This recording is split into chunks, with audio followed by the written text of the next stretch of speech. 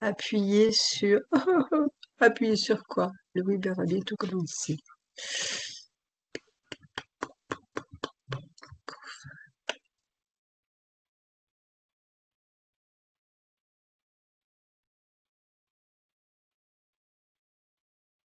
Bonjour à toutes et à tous. Je vous demande quelques secondes qu'on puisse accepter toutes les personnes qui sont dans la salle d'attente Bonjour. et on va débuter.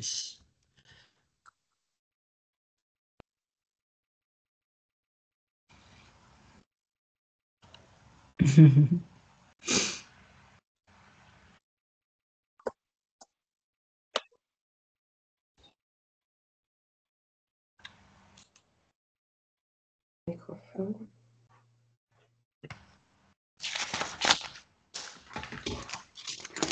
Tu sais le faire marcher, toi ça? Non, c'est pas ça.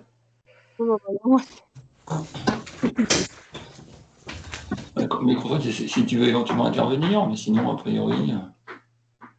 Ça, c'est pour. Voilà, c'est bon. Il est activé. Ok, merci.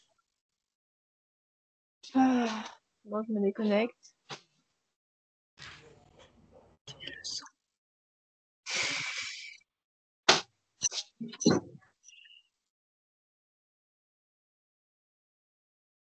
Et pour que je mette plus fort, comment je fais un peu plus?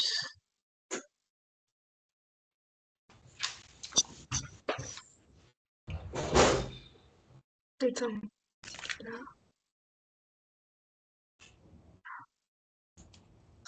Et après tu mets. Ah oui, d'accord.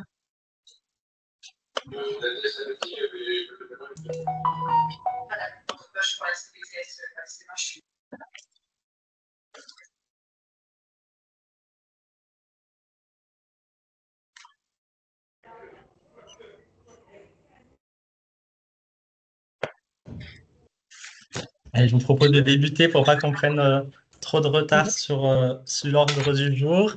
Merci à tous et à toutes d'être ici présents parmi nous. J'espère que vous m'entendez bien. Je vais vous demander de couper les micros pour qu'on n'ait pas d'interférence au niveau du son. Donc, je coupe le micro alors. Si possible, voilà, très bien. Donc, je me présente, je suis David Silva de la Gauche, je suis animateur réseau autour de la thématique de la vaccination des personnes âgées au sein du Gérontopole Aura, donc basé à Saint-Étienne. On va aborder aujourd'hui un webinaire autour de la vaccination de la personne âgée et des préconisations des solutions innovantes.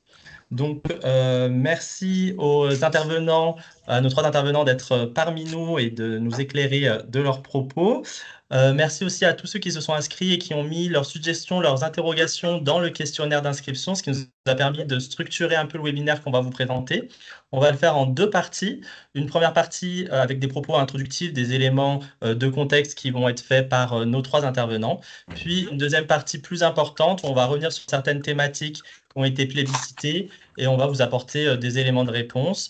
Ne pas hésiter à faire un peu comme une table ronde. Si vous avez des questions, utilisez l'espace chat et puis on essaiera d'y répondre aussi en même temps. Le but, c'est que ça soit un petit peu interactif malgré notre nombre de participants qui est assez important aujourd'hui. Donc, je vous présente rapidement les intervenants qui sont avec nous aujourd'hui. Je le fais rapidement, ils se représenteront en début de prise de parole. Donc, merci au docteur Anne Monnier d'être parmi nous, médecin généraliste épidémiologiste chez OpenRom.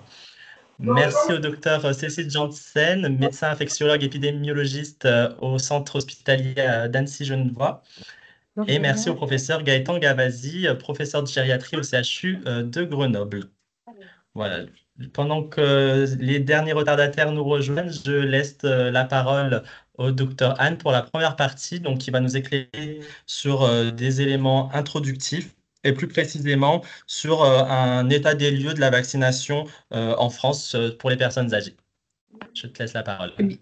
Merci beaucoup. Bonjour à toutes et à tous. Donc moi, effectivement, je suis généraliste et épidémiologiste. Donc j'ai une double activité, une activité de médecine générale en consultation de prévention à la CPAM de Paris. Alors, je suis pas la régionale de l'étape de Auvergne-Rhône-Alpes.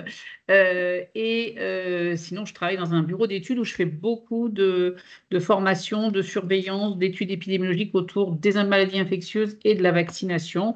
Et c'est à ce titre-là que je suis avec vous ce matin. Donc, moi, on m'a juste demandé de planter le tableau.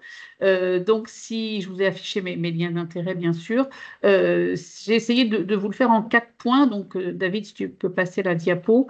Donc, le premier point, c'est que les personnes âgées, il y en a beaucoup. Hein. Donc, la première question, c'est celle-là. On ne parle pas d'un petit sujet, on parle d'un sujet très important dans la mesure où on a on a aujourd'hui 20% de la population qui a 65 ans et plus. Donc, c'est beaucoup de monde sur une population de 67 millions, vous le savez bien. Cette seniorisation de la population, donc j'ai cliqué dessus. elle fait que, attention à couper vos micros parce que sinon il y a de l'écho quand on parle. Donc on a une population de 65 ans et plus très importante, des projections qui sont des projections qui sont ce qu'elles sont, c'est-à-dire il y a beaucoup de choses qui peuvent intervenir, mais vous voyez qu'on est déjà à un cinquième de la population et qu'on tend à aller vers un tiers. Donc, du travail de vaccination et de prévention et de prise en charge médicale, on a vraiment envie que ces personnes-là soient en bonne santé le plus longtemps possible, parce que sinon, je pense que pour les gériatres, ça va être compliqué de gérer tout ce monde-là, d'autant plus que, et bien sûr, en même temps qu'on vieillit tous, les espérances de vie s'allongent. Et donc, forcément, ce n'est pas simple de gérer toute cette population. Alors, le deuxième point, c'est qu'on est tous concernés en tant que professionnels de santé autour de la vaccination, parce qu'il y a une fréquence très importante et un impact très lourd de maladies à prévention vaccinale chez les seniors. Alors, c'est tout au long de l'année, avec des pathologies comme les pneumocoques, la coqueluche, le zona, le tétanos, même si le tétanos, c'est que quelques cas, c'est quand même un sujet à avoir en tête. Mais c'est aussi, bien sûr, saisonnier, et on le voit bien sur le petit graphique que je vous ai mis de mortalité toute cause, où on a en rouge ce qui est attendu avec des modélisations de tout ce qu'on a des données antérieures. Et on voit bien cette surmortalité hivernale tous les hivers, bon an, mal an, plus ou moins importante cette année. Le grand pic de Covid de la première année, mais la grosse saison 2020-2021 aussi derrière, avec beaucoup de mortalité, de personnes majoritairement, comme vous le voyez, âgées. Quand on regarde les données les chiffres clés de grippe, par exemple, pour ne parler que de la grippe, qui est un peu mon cœur de métier, plus de 90% des décès, qui sont autour de 10 000 par an, quand même, concernent des personnes de 65 ans et plus. Donc, c'est vraiment une population fragile et qui est fragilisée par à la fois les comorbidités qui se sont installées pour un bon nombre d'entre eux, et bien sûr par l'immunosénescence, le vieillissement de leur immunité qui fait que ils sont moins bien protégés et moins capables de se défendre contre les infections hivernales en particulier, mais contre les infections en général. Et puis ensuite, on peut se dire aussi qu'on a la chance d'avoir un pays où on a des vaccins disponibles et un accès facilité à la vaccination. Je ne vais pas m'étendre parce qu'on va en reparler tout à l'heure, mais on a un calendrier des vaccinations qui est sorti aujourd'hui. Donc, on a la version 2025 qui vient d'être mise à jour. On a des prises en charge, bien sûr, par l'assurance maladie et les mutuelles de la majorité de ces vaccinations recommandées. Alors, dans un travail qui avait été fait, une réflexion de la HAS et de l'Académie nationale de médecine, il y a eu beaucoup de travail autour de la vaccination des seniors ces 2 dernières années. Et donc, on peut cibler 5, si on enlève le tétanos, qui est quelque chose tout au long de la vie, on peut cibler 5 maladies prioritaires pour les personnes plus âgées. La grippe, le Covid, le VRS, bien sûr, donc des infections plutôt saisonnières, même si le Covid, ce n'est pas vraiment saisonnier, le pneumocoque et le zona. Donc, du travail. Mais en même temps, une liste de vaccinateurs qui s'est allongée avec beaucoup plus de monde qui peut ou prescrire et administrer ou administrer. Et puis, un point important, et vraiment on en reparlera sans doute aussi tout à l'heure, c'est la traçabilité, parce qu'il faut que tous ces professionnels puissent partager l'information sur le statut vaccinal de toutes les personnes âgées pour pouvoir aller jusqu'au bout de la bonne couverture vaccinale, qui reste un sujet, puisqu'on a des couvertures vaccinales qui sont vraiment mauvaises en France, en particulier chez les seniors. Si on regarde la grippe, l'objectif de santé publique, c'est 75% pour les personnes de 65 ans et plus. Et vous voyez qu'on est, et là on a les derniers chiffres, hein, et vous voyez qu'on est à même pas 60%, même pas 55% chez les 65 ans et plus cette année, qu'on va pas vers le haut. Donc il y a vraiment du travail. Donc Covid, c'est pas terrible non plus. Tétanos, c'est pas terrible non plus, mais on manque de données, d'où l'importance de la traçabilité. Et le pneumocoque, c'est peut-être le pire, puisqu'on sait que c'est un pathogène pas bon du tout chez les gens âgés et qu'on est autour de 10% de couverture vaccinale avec une recommandation qui a évolué. Donc voilà, ça c'est un peu le dresser le tableau et je cède la place à la suite de la présentation. Merci beaucoup Anne pour ces éléments de contexte. Cécile, je te laisse poursuivre plutôt sur la partie centre hospitalier. Dis-nous un peu les éléments de contexte à ce niveau-là. D'accord. Alors bonjour, Cécile Janssen, je suis médecin infectiologue à l'hôpital d'Annecy. Slide suivante. La question qui est souvent revenue lors de votre préparation de cette présentation, c'était finalement comment faire, comment simplifier. Il est indéniable que l'hôpital, puisque c'est l'objet de la question de David, a un rôle non négligeable, mais on va dire de façon plus large, les établissements médico-sociaux pour les personnes de plus de 65 ans en termes de mission vaccinale. Je vais reprendre les termes du professeur François Alla, qui est professeur de santé publique à Bordeaux et qui disait: la prévention vise à préserver la santé des populations. La prévention n'est pas une activité en plus des soins, c'est la manière d'organiser et de réaliser les soins. C'est-à-dire qu'il est de notre devoir d'associer dans les soins également tous les actes de prévention qui viennent éviter la dégradation de situations que nous prenons en charge sur le moment où nous accueillons les patients en milieu de soins, mais également où nous les accompagnons au retour dans leur lieu de vie ou quand on est en EHPAD, où on les accompagne dans leur lieu de vie au quotidien.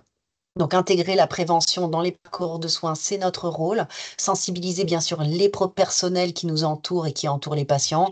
Structurer, mobiliser, permet finalement de travailler dans des conditions idéales en termes de prévention. Renforcer l'ancrage territorial des établissements en matière de prévention permet de ne pas manquer l'opportunité au moment du passage dans un service de soins pour une vaccination ou pour un autre type de prévention. Renforcer la promotion de la santé, rappeler aux gens les recommandations, ils ne les connaissent pas forcément, et puis soutenir le développement de l'offre de prévention auprès des professionnels, puisque on le sait, l'amélioration de la couverture vaccinale, c'est aussi non pas le rôle d'un médecin, mais bien le rôle d'une équipe avec les pharmaciens, les médecins, les infirmiers, les sages-femmes. Clarifier les messages, c'est déjà les donner, et puis rappeler, là viennent de sortir le calendrier vaccinal, rappeler simplement quelle est l'information qui doit être connue pour le patient, l'usager et les professionnels qui nous entourent. Slide suivante. Concernant la modification de l'épidémiologie pour que nous soyons également dans un confort pour nos patients, pour éviter les décompensations des maladies, pour ne pas déstabiliser dans le parcours de vie nos seniors, pour ne pas non plus désorganiser le système de soins, eh bien, il faut en effet jouer sur tous les axes et tous les moyens que nous avons. Donc, en évitant les infections, on évite les décompensations, on évite la perte d'autonomie, on améliore la qualité de vie et on améliore l'organisation du système de soins qui est, pour nous, est capital pour pouvoir offrir la meilleure des prises en charge. Slide suivante.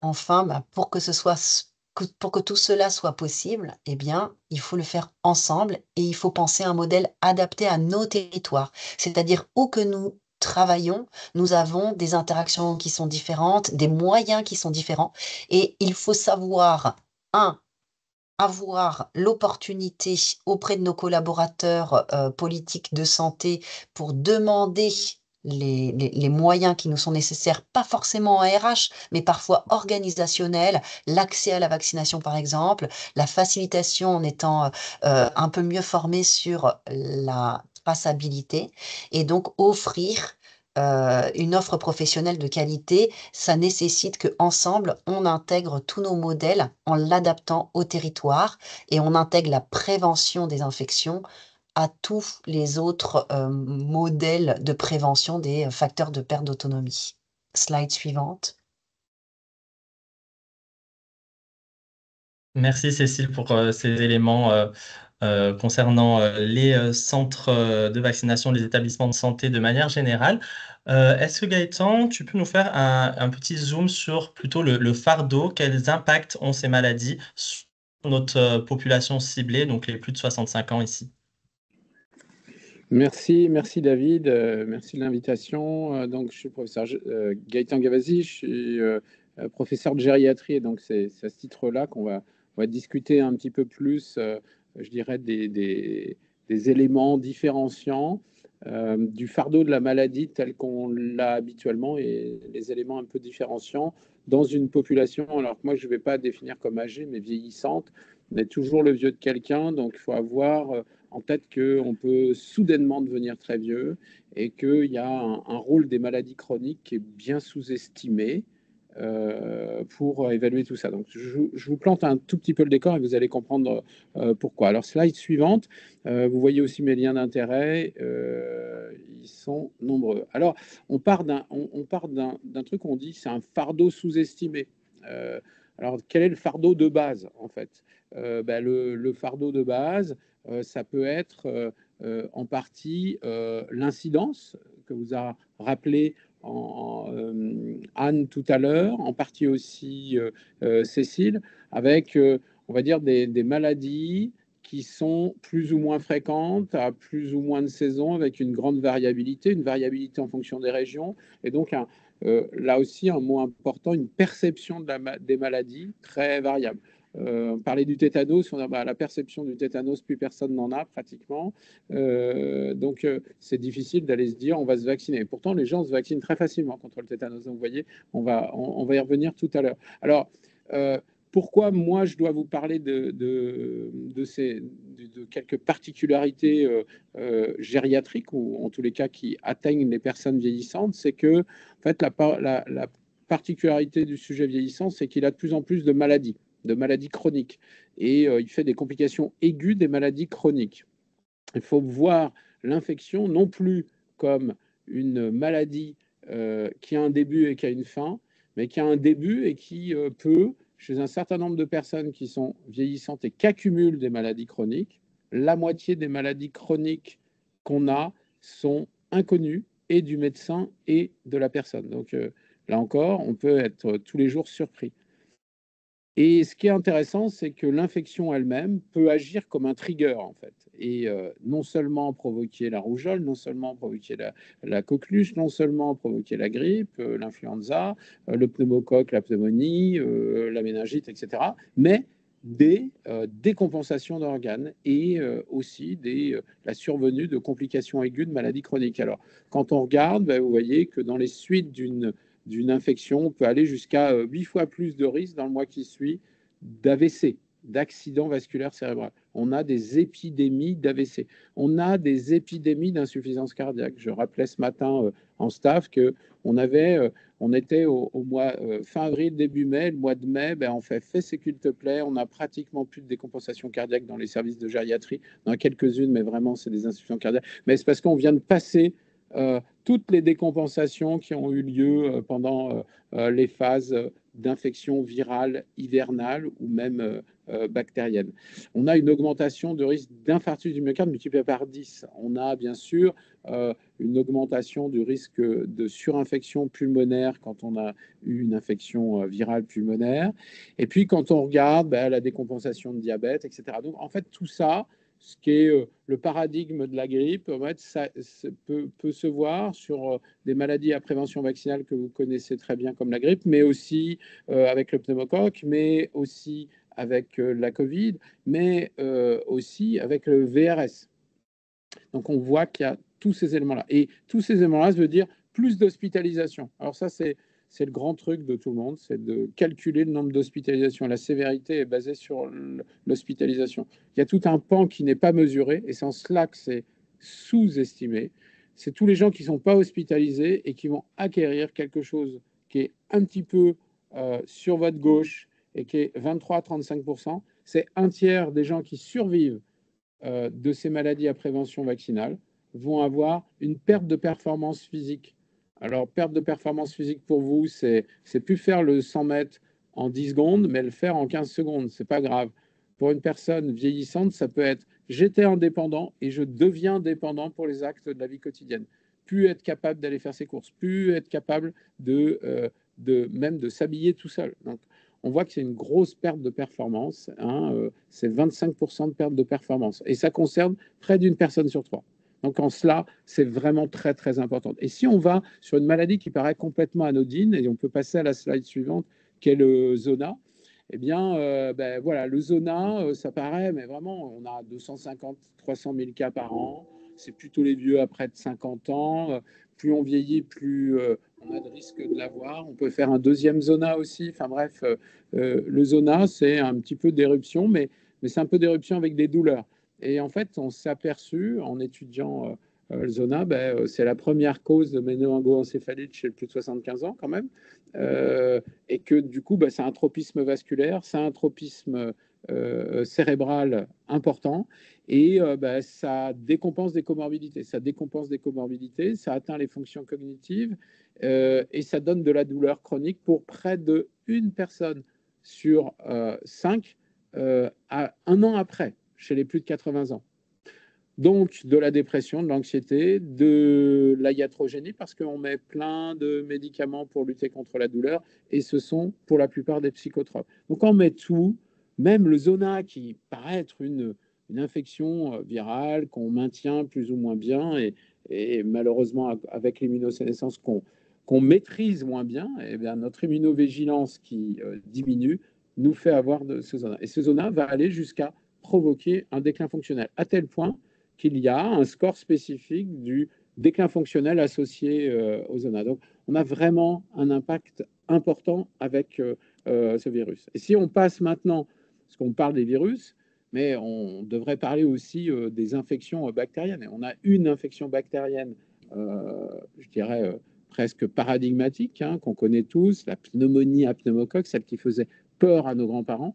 Elle devrait toujours faire peur. On a l'impression qu'avec les antibiotiques, on avait tout gagné. Mais regardez cette étude qui a été menée par Cécile et certains collaborateurs. Les infections invasives à pneumocoque, l'étude CIPAD, on va en reparler, 2019, mortalité intra-hospitalière, 22%. On a pourtant des vaccins efficaces. Alors, on va passer une évolution rapide des recommandations vaccinales, que ce soit jusqu'en 2017 chez l'immunodéprimé, puis après les gens comorbides à risque. Vous voyez qu'on a une stratégie vaccinale qui existe depuis longtemps avec un pneumocoque qui a plein de sérotypes, donc il y a plein de familles, un peu comme les variants du Covid. On avait dit que nous, on arrivait à mettre le 13 et le 23, c'est pour le nombre d'enfants de la famille pneumocoque.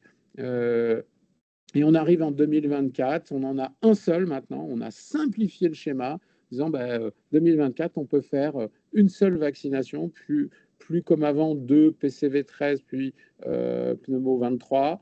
Maintenant, on est sur une vaccination conjuguée à 20 valences, on couvre 20 valences, les plus fréquentes, celles qui nous paraissent les plus importantes.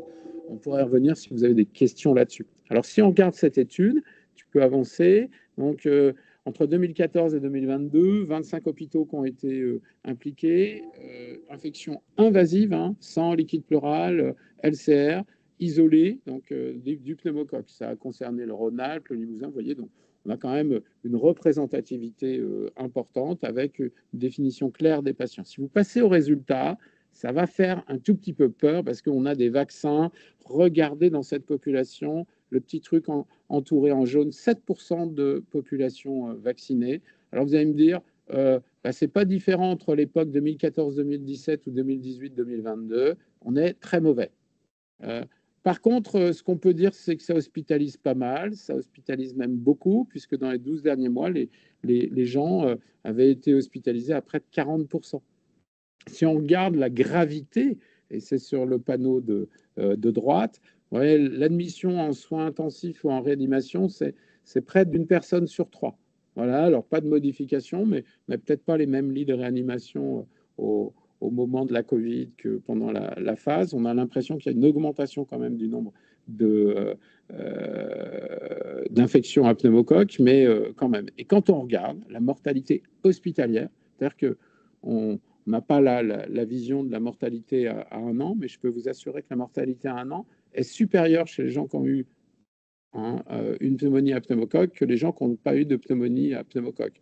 En enlevant toute la mortalité intra-hospitalière, il y a toujours un impact de la pneumonie à pneumocoque. C'est une infection qui va avoir un impact à long terme, donc 20% de mortalité. Donc, il faut bien qu'on ait en tête, en fait, dans ces exemples-là, un fardeau qui est mesuré en termes d'incidence, qui est mesuré un petit peu en termes d'hospitalisation, qui est mesuré en termes d'hospitalisation, mais qui est très largement pas mesuré dans leurs impacts à long terme, et notamment sur les décompensations de comorbidité. Les décompensations de comorbidité veut dire aussi des choses très, très, très graves qui ne sont pas comptabilisées comme étant liées aux triggers infectieux dont on avait. Alors qu'on a, comme vous le voyez, une large utilisation des vaccinations qui peuvent éviter tout ça. Voilà, j'en ai fini pour cette phase-là et on va pouvoir passer aux échanges supplémentaires. Merci, David.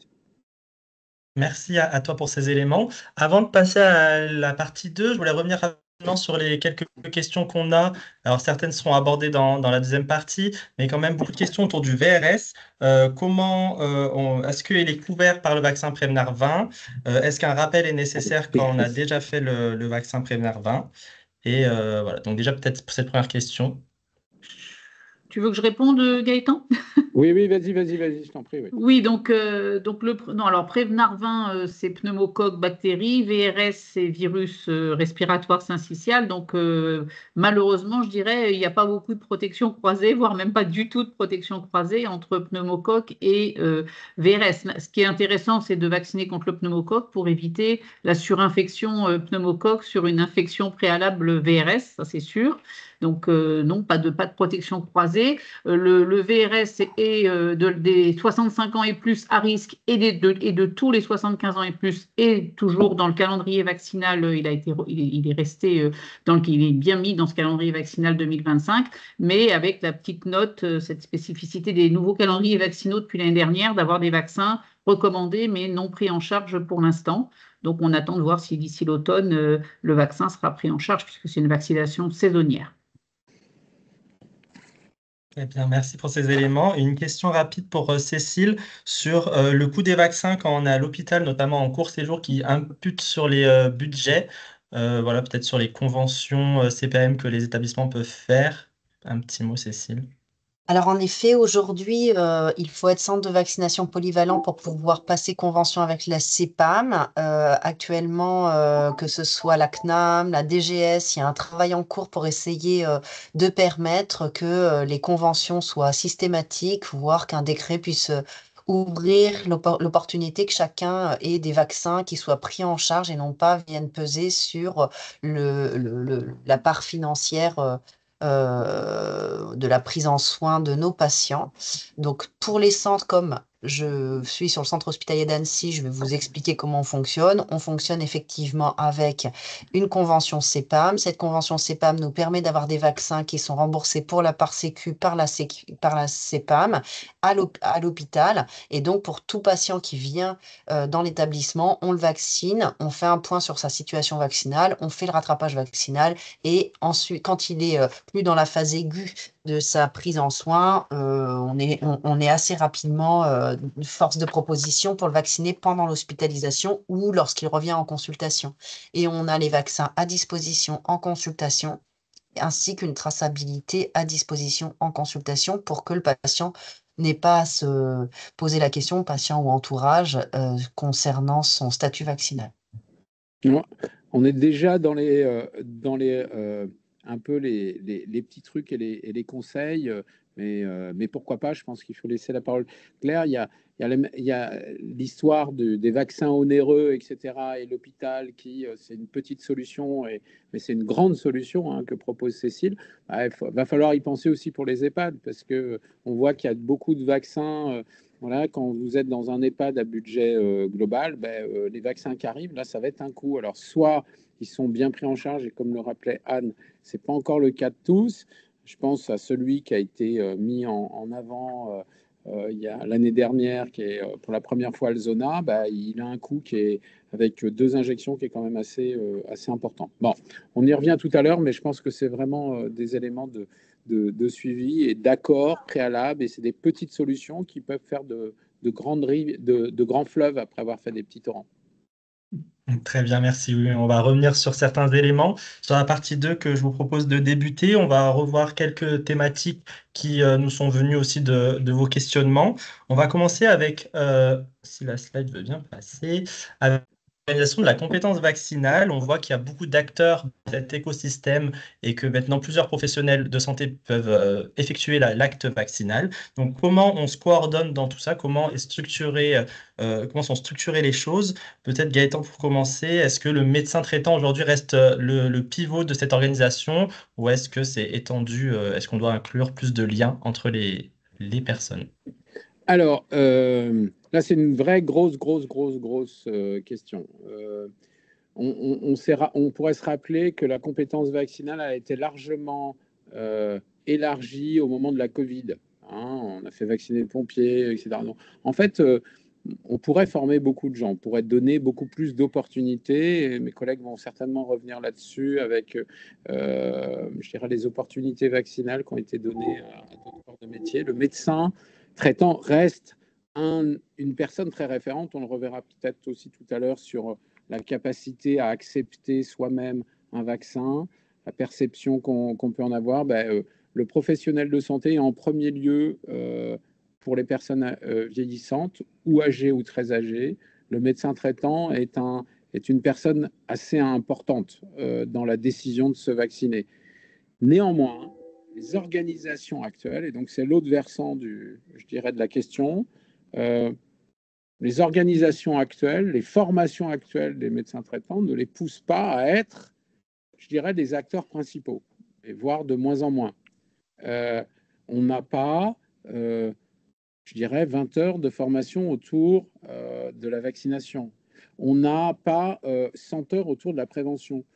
Je me porte en faux par rapport à un mot qui est dit autour de la prévention et du soin. Je suis persuadé que la prévention est un acte très particulier qui n'a jamais été intégré dans le logiciel du soignant. Le logiciel du soignant, c'est je vous demande de faire ça pour que ça disparaisse. Et là, dans la prévention, il faut changer de logiciel, et donc le faire en permanence, ça peut être compliqué. Il y a certains soignants qui arrivent, mais ce n'est pas notre ADN, c'est d'expliquer, et ça, quand vous êtes médecin traitant, vous n'avez pas beaucoup de temps pour le faire, c'est d'expliquer que vous allez faire un acte sanitaire pour éviter quelque chose qui, s'il marche bien, vous verrez rien, il ne se passera rien. Et ça, en fait, on verra tout à l'heure sans doute que c'est quand même quelque chose de très particulier. Donc, je pense qu'on a à organiser les compétences vaccinales, on a à revoir, à les territorialiser, à aller vers les effecteurs et vers l'ensemble des effecteurs, peut-être les multiplier encore, que le médecin traitant est pivot là-dedans, mais qu'il faut lui donner absolument les moyens de l'être complètement. Et quand on a été dans la période Covid, on a vu qu'il était capable de l'être à partir qu'il était, je dirais, rémunéré correctement, qu'il avait accès au vaccin correctement, etc., etc. Et je pense que c'est le cœur organisationnel des effecteurs qui rend compliqué.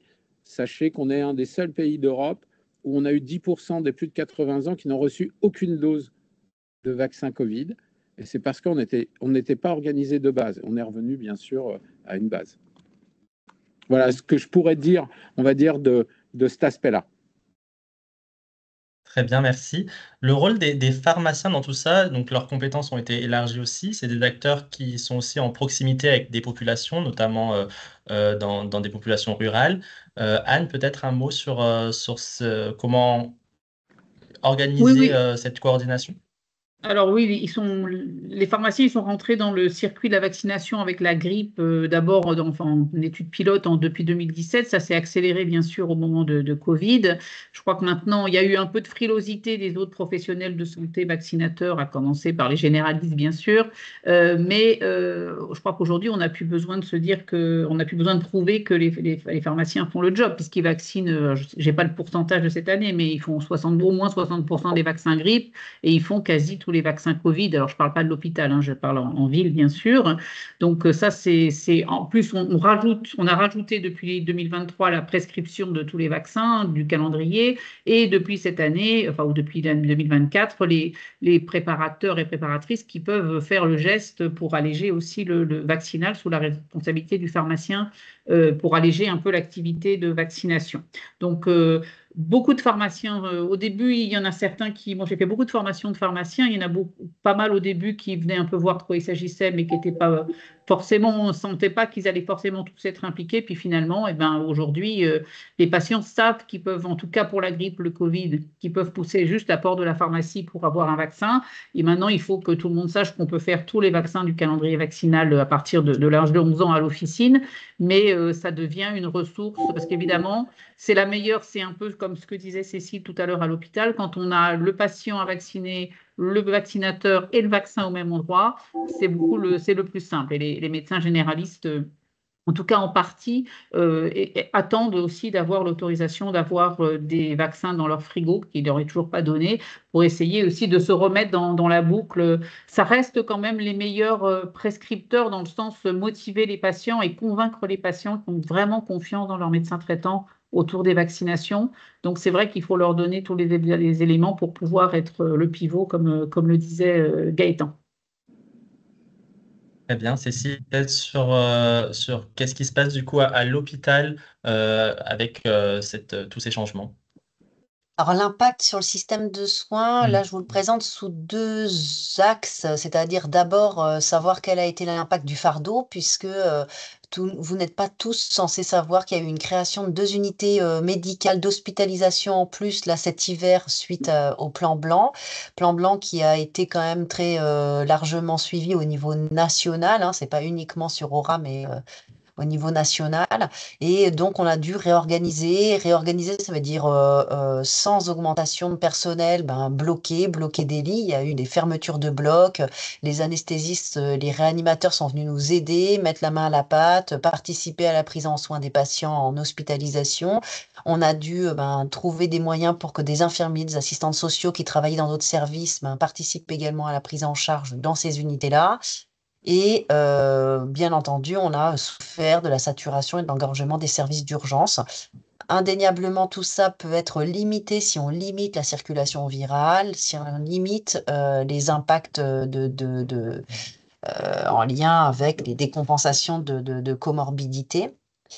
Ça, c'est le premier point. Slide suivante. Concernant cet impact sur le système de soins, il y a le fait que ce soit en ville ou à l'hôpital, on joue ensemble. C'est vraiment mon maître mot, la notion de ensemble, sur la possibilité d'éviter le cumul. Tout à l'heure, Anne le disait, et le cumul des pathogènes, puisque la grippe peut être associée à la surinfection par le pneumocoque, mais on le voit bien là sur les graphes de Santé publique France, avec les différents réseaux qui viennent nourrir, que ce soit en ville ou l'hôpital, les données épidémiologiques et qui expliquent bien que là, en 2024-2025, on a eu une épidémie particulièrement pour la grippe longue. Et on a encore quelques cas d'ailleurs encore hospitalisés actuellement, et particulièrement importante en termes de nombre de cas, avec des outils de prévention qui sont disponibles, que nous devons tous utiliser. J'ai entendu et j'ai lu dans le chat certaines remarques. Dans les outils de prévention, bien sûr, la vaccination, mais à nouveau rappeler les gestes barrières, l'optimisation de l'offre, c'est aussi, là j'ai vu un mot d'une IPA en EHPAD qui, je vois bien, est en difficulté pour certaines vaccinations, mais on y reviendra. L'important, c'est le confort du patient. le fait de pouvoir proposer, le fait de pouvoir éviter l'inconfort lié à une infection, et puis le confort qui est offert par le fait que l'on protège contre le panel des virus, par exemple, et des bactéries circulant plus particulièrement en hiver. Bah, tout ça, on le voit, on peut modifier l'impact sur le système de soins de toutes ces infections et de ces affections. David, si je peux juste compléter, parce tu m'avais posé la question sur les pharmaciens, il faut quand même se souvenir que on a d'autres vaccinateurs, et en particulier les infirmières, hein, qui peuvent prescrire et vacciner et qui sont aussi très impliquées. Et peut-être aussi un point positif du travail en réseau dans les CPTS, dans les MSP, etc., où on peut se partager peut-être plus facilement la traçabilité et les responsabilités de chacun. Alors oui, j'ai vu aussi dans le chat qu'il y avait de moins en moins de médecins traitants. Je ne disais pas qu'il fallait faire que ce soit les médecins qui fassent les vaccins, je disais juste qu'il faut effectivement qu'on puisse savoir que nos patients sont vaccinés voilà, avec les bons vaccins et au bon moment. Et je me permets également de rajouter, on a fait un travail assez récent, il y a 2 ans, sur la Haute-Savoie et on s'est intéressé, la partie sud de la Haute-Savoie, on s'est intéressé à la couverture vaccinale et à la situation justement pour faire écho à ce que dit Anne sur la notion de médecin traitant. 94% des gens qui ont répondu au questionnaire avaient un médecin traitant et parmi eux, ben, malheureusement, il y avait un taux de vaccination qui restait faible.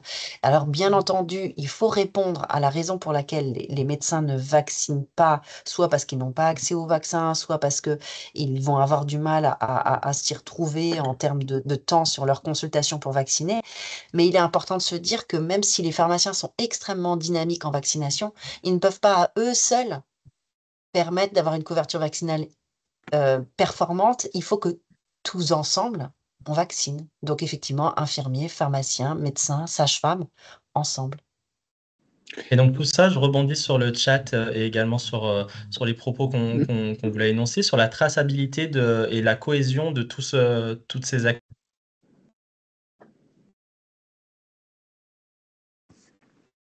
Peut-être, Cécile, un mot sur la traçabilité pour Gaëtan.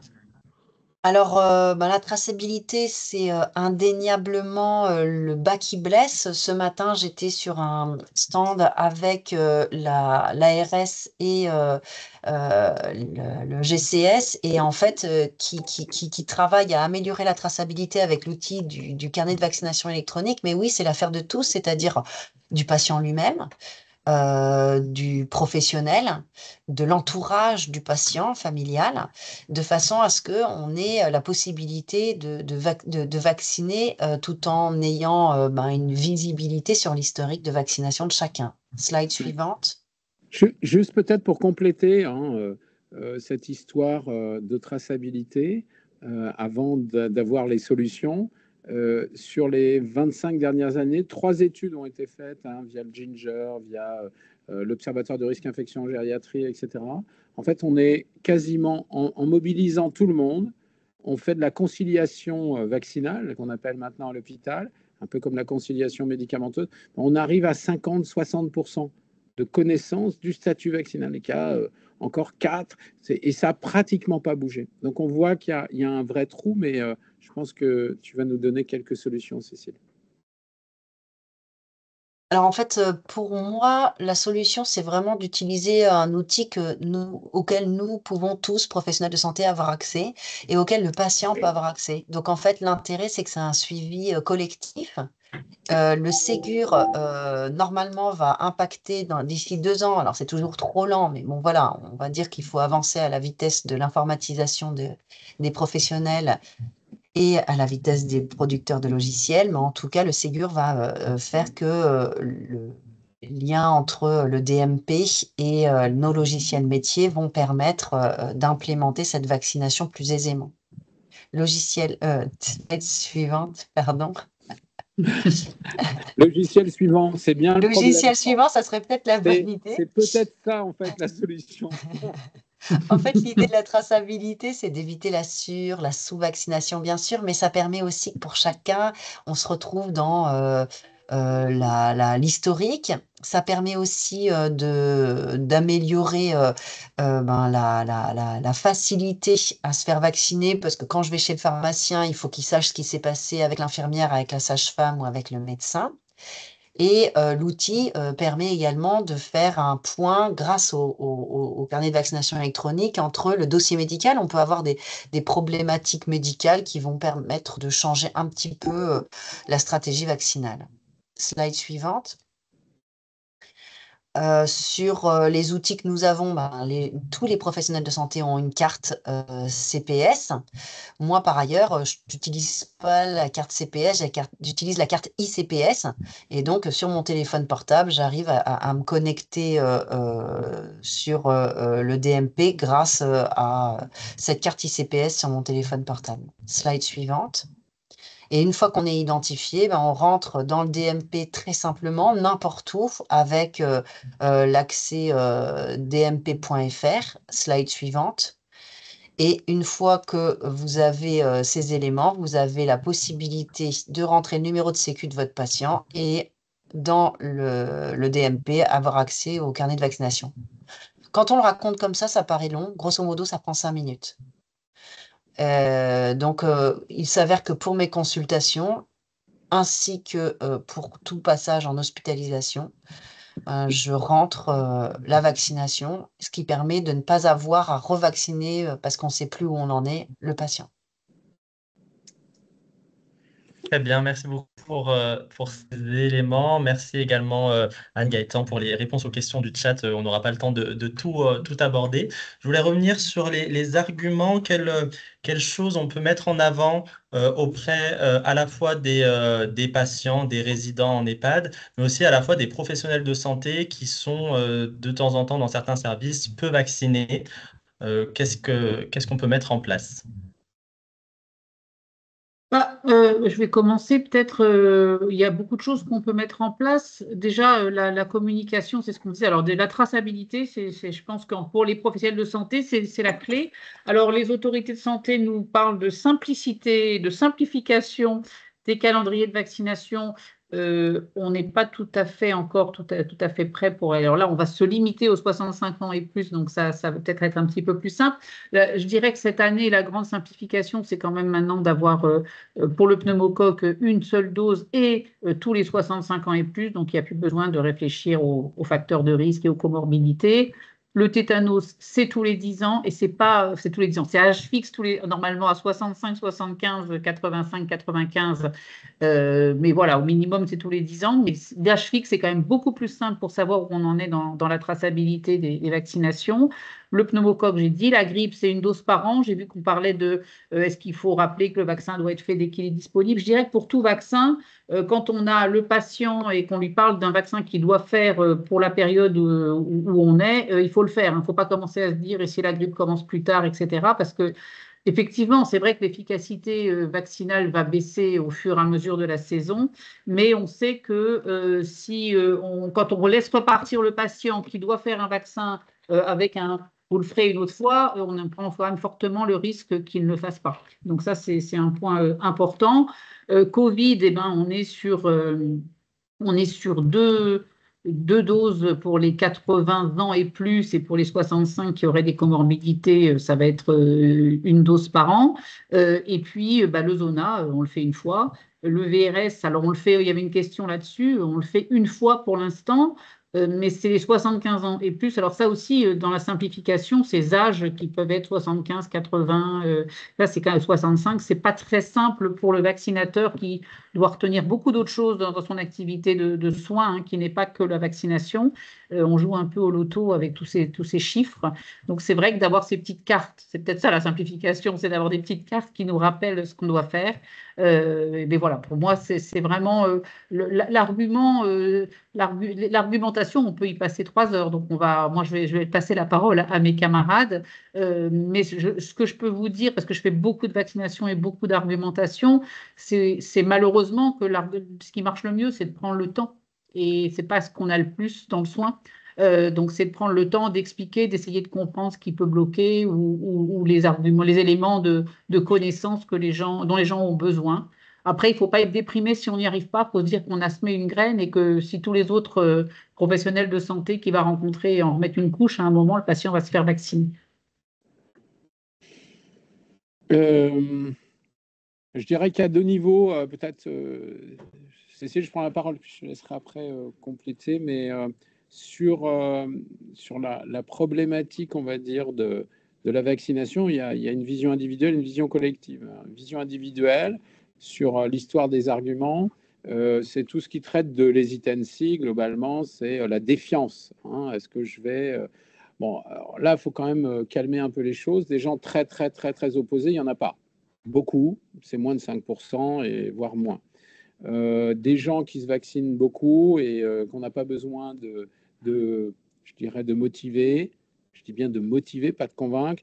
Il y a beaucoup de monde. En fait, il y a presque une personne sur 3 aussi. Et puis, il y a tous les autres dont on fait partie en partie, les professionnels de santé. C'est que c'est une question d'opportunité. Il y a des aspects organisationnels et des aspects, on va dire, individuels. Il ne faut pas oublier que le fait de se vacciner, c'est basé à un moment donné sur la perception qu'on a de la gravité de la maladie et de ses complications au regard de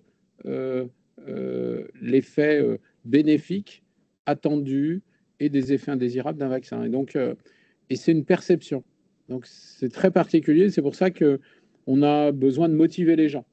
Et tous ces 60% de gens qui sont un petit peu au milieu. Et les professionnels de santé, de façon très bizarre, ils se comportent à peu près comme la population générale. Comme quoi, c'est vraiment une histoire de... Alors, on a peut-être un tout petit peu plus de convaincus, mais pas tant que ça, puisqu'on voit qu'on est à 20-30% de couverture vaccinale sur des objets majeurs. Donc, je pense qu'il y a cette vision-là. Et puis, il y a une vision qui est très organisationnelle. On touche du doigt en permanence que ce soit la traçabilité, que ce soit la disponibilité des vaccins, soit les opportunités vaccinales, etc. On voit qu'il y a une problématique organisationnelle où tous les gens ne sont pas mis ensemble au même moment pour discuter de quelles solutions on peut trouver. Et ça, on en reparlera tout à l'heure. Mais je pense que faut bien voir ces deux choses-là. Et puis, à partir du moment où on a ces deux choses-là, on va aller travailler sur plus ou moins un point. Et je pense que Cécile va pouvoir vous montrer un petit peu comment on peut aussi simplifier des choses, comme la co-vaccination, par exemple. Alors, en effet, sur la co-vaccination, c'est souvent une question qui nous est posée. Est-ce qu'on peut co-vacciner? Est-ce que finalement, ça ne change pas la donne en termes et d'immunogénicité et de tolérance? Et il a été bien démontré qu'il n'y a pas de moins bonne tolérance. Pour ma part, moi qui fais de la vaccination et également des voyages, on va faire 4-5 vaccins sur une seule et même consultation. La plupart des gens sont un peu étonnés parce qu'on leur promet bien sûr qu'il va y avoir des effets indésirables attendus, la douleur au point d'injection, le syndrome pseudo-grippal, et parfois ils sont un peu déçus, ils n'ont rien. Et donc en fait, on voit que la co-vaccination, c'est pas une mauvaise idée puisque ça vous permet d'éviter un deuxième rendez-vous. Par contre, bien entendu, il faut s'adapter au patient. Si lui vous dit, franchement, j'ai peur, j'ai pas envie, on s'adapte et on lui propose un deuxième rendez-vous. Slide suivante. Et puis, concernant les techniques de changement de comportement, parce que c'est ce dont on parle, hein, la technique de restructuration cognitive, eh bien, la notion d'entretien motivationnel, la notion d'écoute du patient, la notion de compréhension de ses croyances, de ses inquiétudes est importante. Alors, Anne disait, il faut du temps. Plus on en fait et plus on se rend compte que c'est finalement assez court et qu'il vaut mieux un temps court qui va être essentiellement un temps d'écoute. Et cette écoute, vous l'avez déjà à partir du moment où vous accueillez la parole du patient lorsqu'il va vous parler de sa problématique de santé. Et quand vous l'interrogez sur savez-vous qu'il faut que vous vous fassiez vacciner là pour, et là, vous observez son discours verbal et non verbal. En quelques secondes, on comprend assez rapidement s'il n'y a aucun souci et on le vaccine. Et il vous écoute la plupart du temps. Il est là aussi parce qu'il a confiance en vous. Et puis, si jamais il y a une réticence, alors ne pas se précipiter.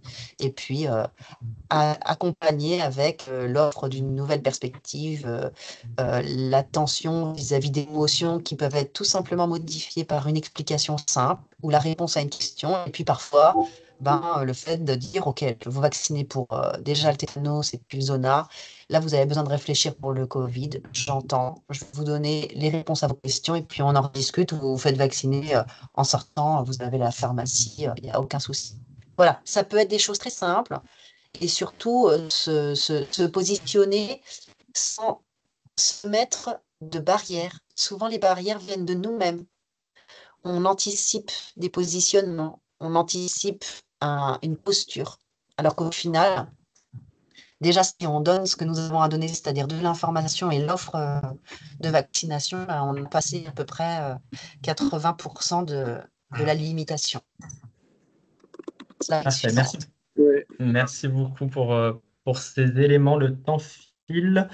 Est-ce qu'on peut passer à la thématique suivante?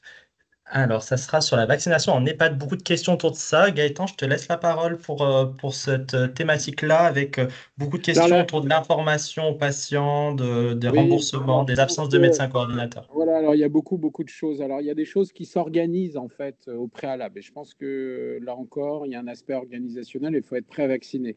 On parle de la vaccination Covid. En fait, on a le temps. On peut prendre un tout petit peu de temps régulièrement pour être certain qu'il n'y a pas d'opposition à la vaccination déjà, puisqu'on est dans un devoir-faire.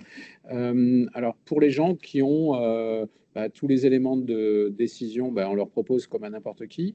Et puis pour tous ceux pour lesquels on pense qu'il y a une capacité de discernement qui est un petit peu délicate, on peut prendre le temps de voir s'il n'y a pas eu de non-opposition avant, avec des directives anticipées auprès de la personne de confiance s'il y en a une.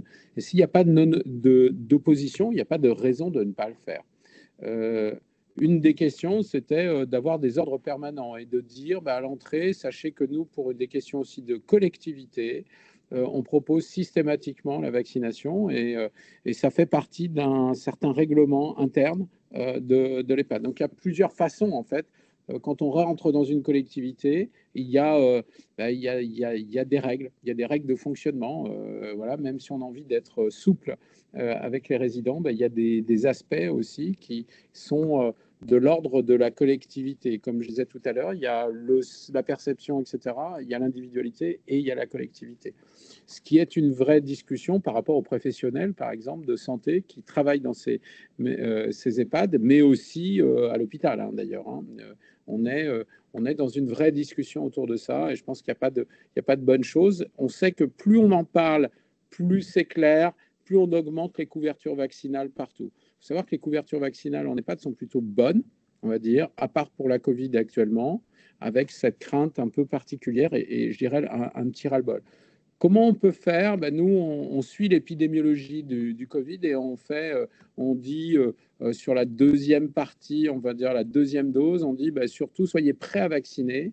Et il y a des EHPAD qui sont prêts, qui s'organisent et qui sont prêts à vacciner, je dirais massivement, en 24-48 heures les résidents et qui permet globalement, au moment où l'épidémie Covid commence à augmenter, de se dire tiens, là, on va y aller parce que dans 15 jours, il va y avoir l'épidémie dans les EHPAD.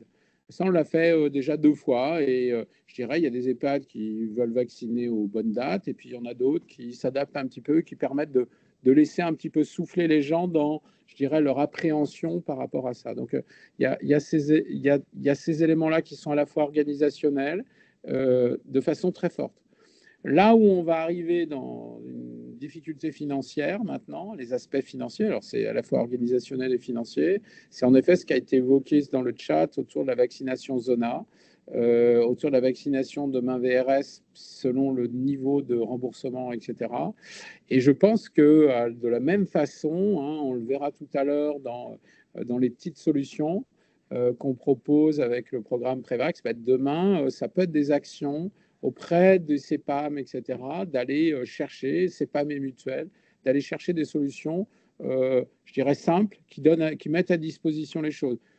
Si demain on vaccine tous les résidents d'EHPAD en France, il n'y a plus de zona dans les EHPAD. Clairement. C'est-à-dire que voilà, et on les vaccine une fois, on n'a pas besoin, enfin, les 2 doses et c'est fini.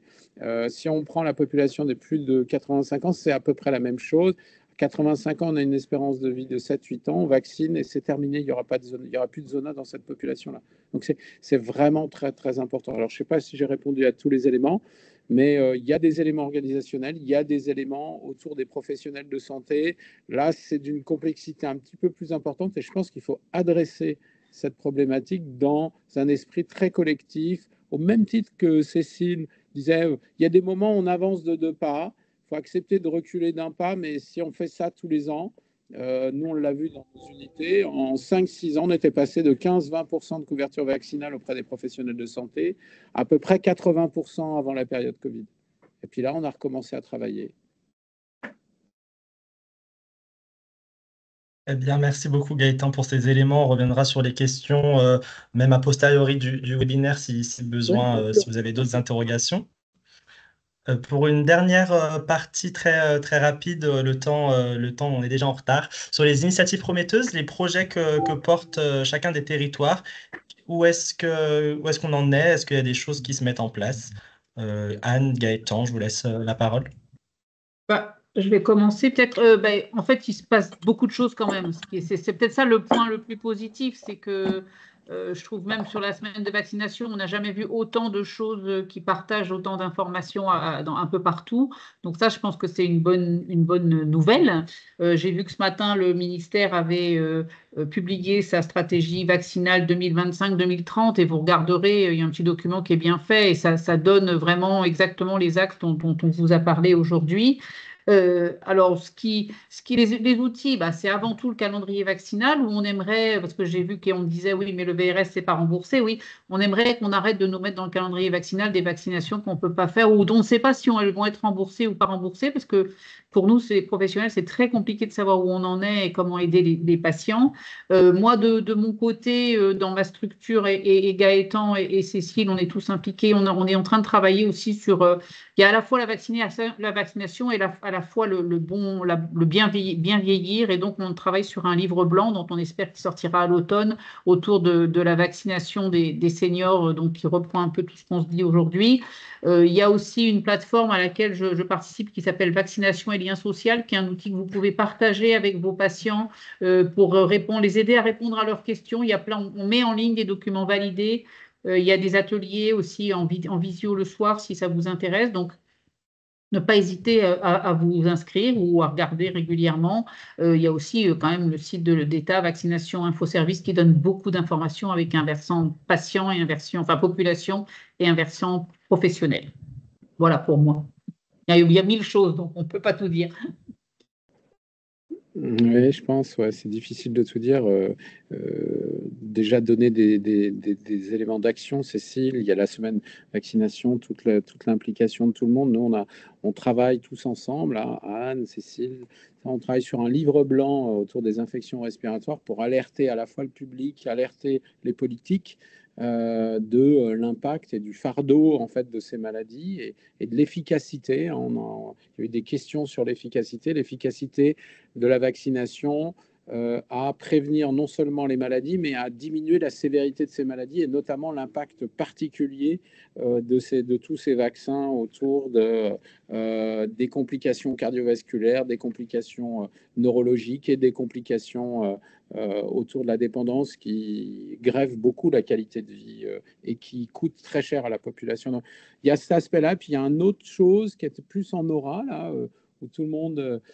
Anne intervient aussi, mais qui est plus en aura, qui est le programme Prévax. Et l'idée, c'est à la fois de mélanger des outils, on va dire un nombre d'outils, dont David d'ailleurs est responsable, une espèce de donner à disposition une espèce de boîte à outils d'intervention pour un comité opérationnel, technique, de la vaccination du senior, sur un territoire. Et donc, 4 territoires d'expérimentation sont en train de se mettre en place sur Aura. Donc, il y a la Loire, il y a le Rhône, il y a la Haute-Savoie et il y a l'Isère. L'objectif est de rassembler globalement l'ensemble des personnes qui ont, je dirais, une action potentiels dans le monde de la vaccination, à savoir les effecteurs, à savoir les gens qui doivent donner les incidences de maladies, mais aussi la traçabilité des couvertures vaccinales, les gens qui suivent des patients âgés, notamment les médecins coordonnateurs d'EHPAD, voilà, puis des experts, les institutionnels que sont l'ARS, la CEPAM qui payent, et puis l'ARS, et que ce comité organisationnel, ce comité technique permette de prendre des décisions spécifiques sur des actions territoriales pour aller au bout, voir la complexité qu'on a sur les territoires. Et je trouve que Cécile, depuis des années, en fait, travaille comme ça, sans forcément l'avoir structuré. Donc là, l'objectif est de structurer un petit peu les choses pour pouvoir tester, en fait, des outils X ou Y. Je vous en donnais un, là, vous nous donniez un petit peu l'impact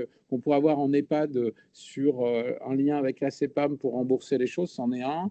Il y a des outils de communication, des outils de sensibilisation, des outils d'information, puis des outils très spécifiques d'intervention auprès d'acteurs particuliers pour leur faciliter la vie, qui devraient pouvoir permettre d'augmenter les couvertures vaccinales. Prévax est très ambitieux, c'est augmenter de 20% toutes les couvertures vaccinales du sujet âgé.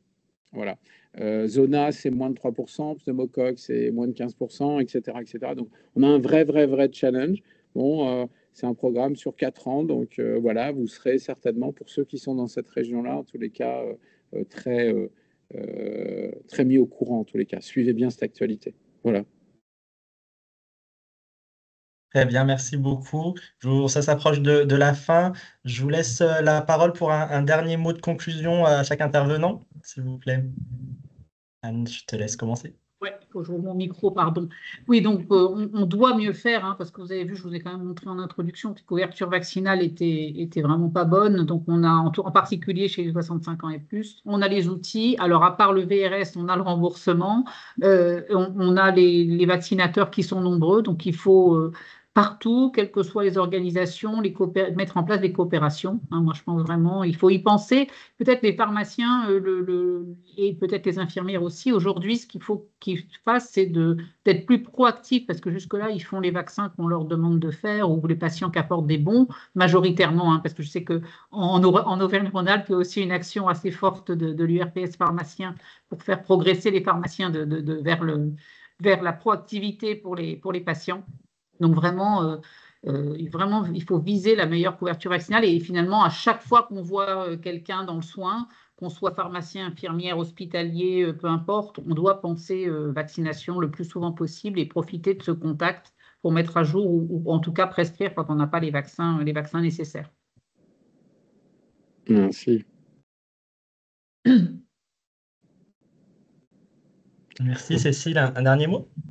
Ça, c'est Alors, assez sobre, en tout cas. Je pense j'espère qu'on partage le même rêve, qui serait que chacun des soignants facilite la vie de nos patients. J'ai moi-même entendu de la part d'un dentiste qui me disait, en fait, mon seul objectif, c'est de faciliter la vie de mes patients, et je trouve que c'est très inspirant. C'est-à-dire que si jamais c'est simplement celui-ci, eh bien, on doit simplement et donner l'information et vacciner. Et puis, mon adage, c'est une épaule, un vaccin, avec la prévention en ligne de mire.